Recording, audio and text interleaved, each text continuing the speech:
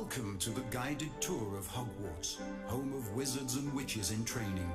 Use your arrow keys to look ahead, left and right as you take in the sights. You may wish to pause here and there at stopping points to take a closer look, but do try to keep up with me.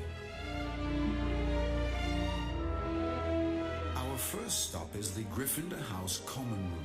You may remember when Percy led Harry, Ron and Hermione here for the first time the day they arrived at Hogwarts. On the right is where Hermione placed Neville under a full body bind when he tried to stop her, Ron and Harry from sneaking out after curfew and risking Gryffindor house points. Poor fellow.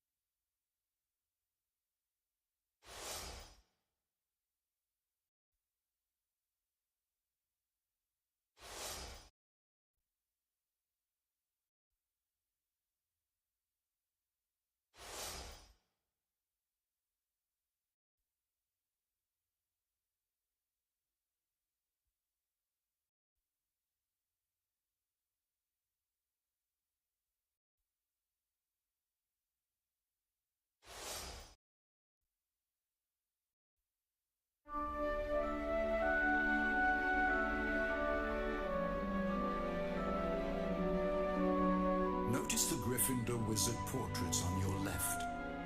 On the right is where Harry and Ron sat beside the fireplace during the Christmas holidays, and Harry received his sweater from Mrs. Weasley.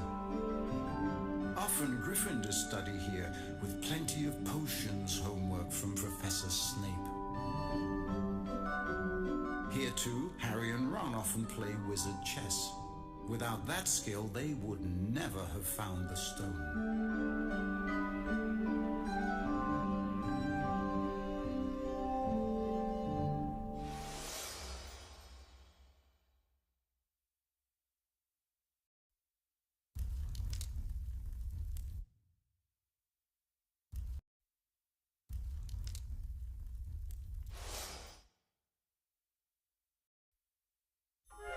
In front of you on the left are more places for Gryffindors to relax, study and socialize. At day's end, Gryffindors observe curfew by retiring to their dormitories, conveniently located up the staircase on your right. At least that's what they're supposed to do. Let's take a look, shall we? Follow along. Do try to stay with me and watch your step. It's up these stairs that you will find both the boys' and girls' dormitories of Gryffindor House. Let's see if anyone is around. Oh, did you hear that? Could be Harry sneaking down the stairs wearing his invisibility cloak.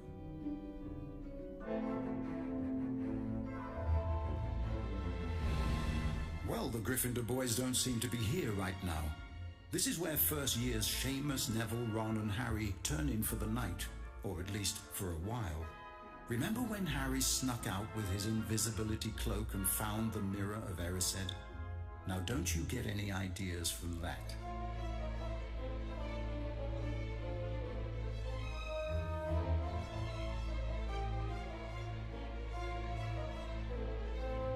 Here's Harry's bed. Next to it you will see his belongings.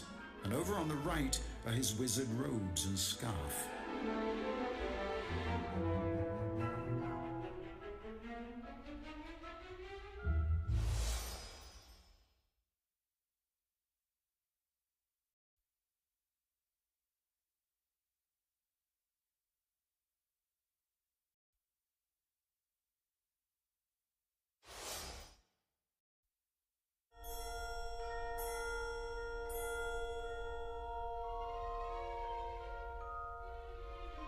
In the back there is the window where Harry sat thoughtfully with his new friend, Hedwig. This is where Harry's best friend Ron sleeps. And, oh, there is a Gryffindor lurking about. So sorry to disturb your afternoon cheese, Scabbers.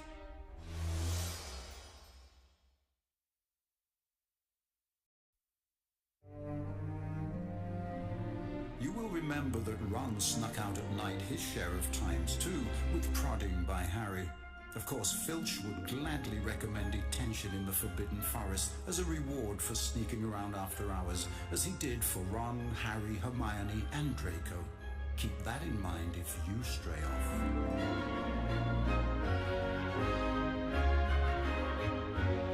Welcome to the Great Hall. You can imagine how Harry must have felt arriving at Hogwarts when he first saw the floating candles and enchanted ceiling. To your left and right, notice those creatures lining the room. On your right is the table where Gryffindors sit. To their right is Ravenclaw's table. To your left are the Hufflepuff and Slytherin tables. I see they've adorned the hall for Christmas. Lovely, isn't it?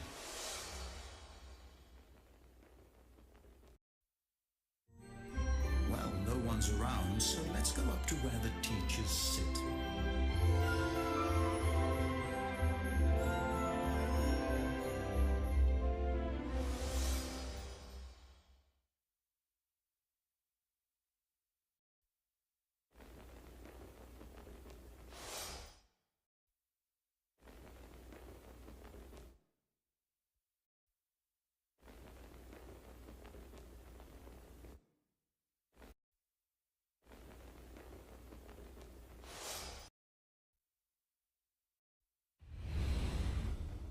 Now you're seeing the same view as Professors Dumbledore, McGonagall, Snape and Quirrell. What a marvelous Christmas tree. Professor Flitwick levitated the ornaments to the top of the tree with his famous swish and flick. It can take many years to sit in Dumbledore's chair, and I personally don't have several hundred years to spare.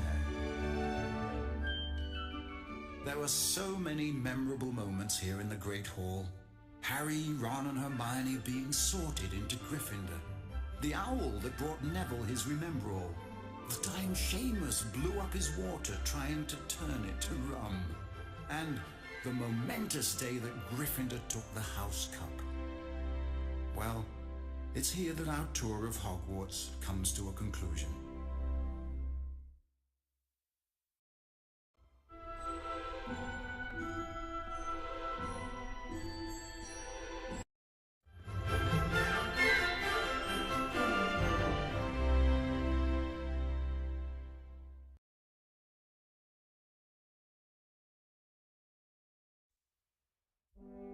You might belong in Gryffindor, where dwell the brave at heart. Their daring nerve and chivalry set Gryffindors apart.